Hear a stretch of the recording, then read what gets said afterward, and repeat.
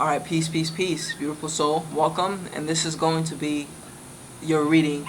This is going to be a mini breakdown, you feel me? So we're not going to be going too detailed and too deep into it, but I'll just be touching the key aspects. So first things first, your sun is within Taurus in the second house, and to get more specific, it's within the decan of mastership, which is also in the stars, signified by Auriga. You feel me? A-R-G-U. Hold on, I don't know how to spell it. Let me check. But yeah, so what you want to do is you want to go and do some research on this constellation and its associated myths. And what that will do is it will expand your understanding of your zodiac, of your sun. You feel me? Auriga. You feel me? A-U-R-I-G-A. That's where your sun is. And this is the decan of mastership, you feel me? And this decan is signified by, well, it's not signified, but it's subruled by Saturn. So the first decan of Taurus is the most Taurian. It's completely Venetian. The second decan of Taurus is influenced by Virgo, and it's subruled by Mercury. But then the last decan of Taurus is subruled by Saturn, you feel me? And Saturn is a planet that deals with crystallization, mastership, craftsmanship and perfection. And so being the planet of time, it's an indication that one way or another you are meant to work towards the mastership or the manifestation of something. And to be specific, right, it's in the second house, which is the house of value, possession, money, etc. So 100% in this lifetime you are definitely meant to focus on the accumulation of wealth and material possession. But it's always important to remember, that material possessions can and do serve the soul. And it's only of detriment when we allow our soul to service material possessions rather than using material possessions to service our soul. The story of Noah, right? Noah, Moses, right? Not Noah, Moses. I'm pretty sure it was Moses, right? Moses and the golden calf, right? Like the golden calf, when Moses went into the mountains to bring forth the tablets, when he came back, in Moses's lack of presence, the people started doubting their faith and spirituality and all these other things, and they started giving power to the material objects, and they brought forth all of their gold and melted it into a calf, and then they started worshiping the calf. You feel what I'm saying? So I can't really go too deep into that story because the details aren't clear to me right now. But that story, it's very much associated with the Taurus energy, you feel me? And the importance of not allowing yourself to worship material possessions, but allowing material possessions to exalt your soul, you feel me? Using the things that you have been blessed with to exalt your soul, and being reminded that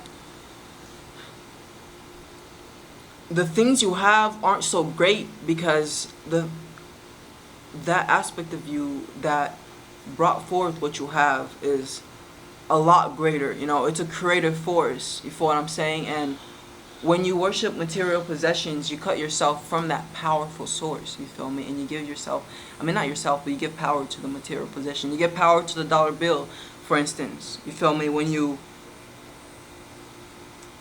make it your God type energy. So what you want to do is you do not want to worship material possession, but you want to attain it so you can utilize it to exalt your soul and assist other people in their spiritual expansion. You feel what I'm saying?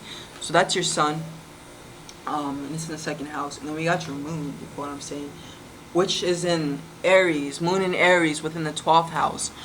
So the moon in Aries, you feel me? Aries is, well, let me put it like this.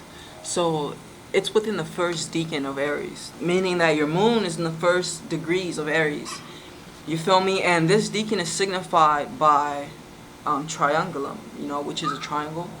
And so ultimately the triangle signifies, it's an upward facing triangle, so it does signify like the higher power, but it signifies mental activity, the mind, you feel what I'm saying?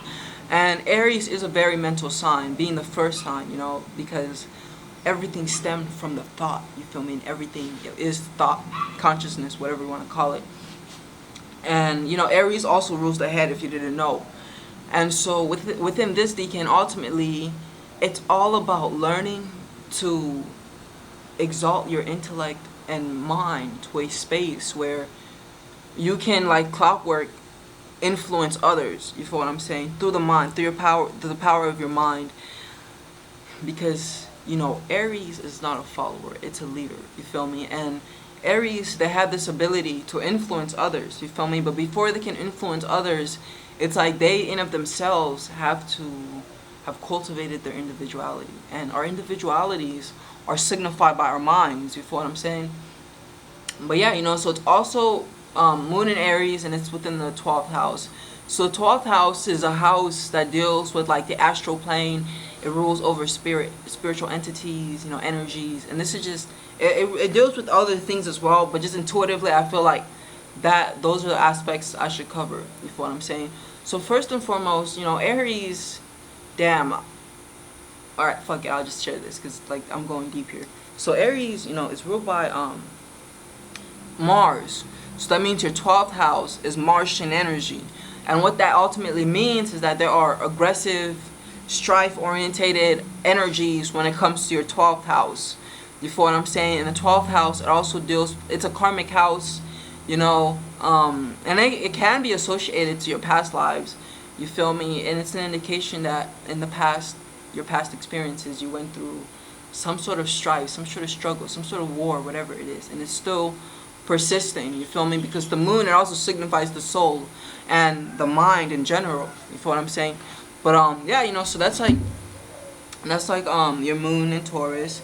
My bad, your moon in Aries, and also throw this in there.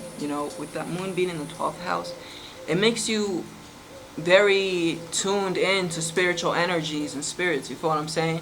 And also makes you even more like plastic. And when I say plastic, I mean adaptable, receptive, and changeable. Because the 12th house association is Pisces, and Pisces is very mutable and changeable. And adaptable, rather, I should say. So do be attentive and conscientious, because the 12th house is the collective consciousness. And be conscious and attentive that your emotions, they're yours. And they're not emotions you just picked up from the collective consciousness. You feel what I'm saying? But like I said, this is a mini reading, so I'm not trying to go too deep because, yeah, I have other mini readings I need to do. And I also have full readings I need to do too, and I need to prioritize those. So last but not least, Mars. Mars is in Taurus. You have your Mars in Taurus within the first house. You feel me? And Mars is the most prominent planet within your chart. So in the simplistic terms, with Mars being in your first house, the struggle is real. And you as a person, as an individual, are going to succeed and exalt yourself and bring forth your abilities according to how much strife and hardship you can take. In the sense that Mars only brings its rewards through struggle and trials and tribulations and persisting through adversity. You feel me? So you have to learn to channel aggressive energy. You feel me? And aggressive energy is like something outside of you and trying to make you be confined, but you like breaking through it. Aggressive energy. And I can go deeper into it, but this is a mini reading, like I said, so I'm not going to be going deep right now. But that pretty much concludes this reading that I did for you. Definitely let me know what you think, and when you're ready, I am here and we will go deeper. And this is valuable information, so definitely tap in. And my services are very reasonable. I'm only charging like $30 per session. So it's like if you can't afford that, then it just means you're not ready for this information. You feel what I'm saying? But anyways, peace.